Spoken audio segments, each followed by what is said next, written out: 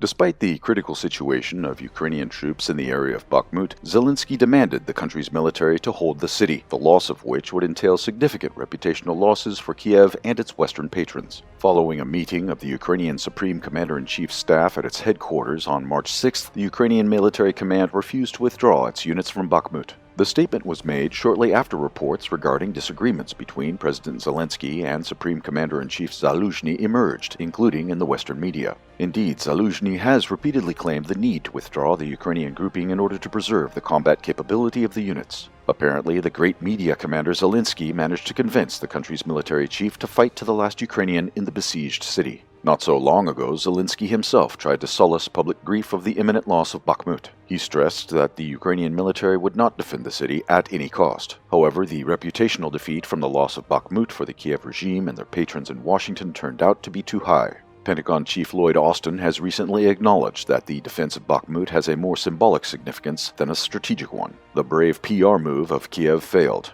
Declaring the continuation of the heroic defense of the fortress city, Zelensky's office attempted to justify the many thousands of losses that the Ukrainian army has already suffered in Bakhmut, but Western partners revealed that thousands of Ukrainian soldiers remain in the besieged city to fight for Zelensky's reputation. On March 6th, an advisor to the acting head of the DPR said that about 10,000 Ukrainian servicemen remain in Bakhmut. From a military point of view, the continuation of the defense of Bakhmut is justified by an attempt to inflict maximum damage to the most effective Russian infantry units, the Wagner PMC. However, the more the pincers around the city tighten, the less room for maneuver Ukrainian forces have and the less chance they have of destroying superior enemy forces. Despite an official statement on the decision to continue the defense, the Ukrainian command reportedly began a partial withdrawal of the garrison, evacuating the most combat-ready units from the city. Meanwhile, Ukrainian sources claim that Wagner's fighters have taken control of the Bakhmutka district in the west of the city. In the northeast, Russian assault troops completed the mop-up operation in the meat processing plant area and reportedly reached the local autodrome. On the southern outskirts of the city, Wagner fighters are moving north along Independence Street.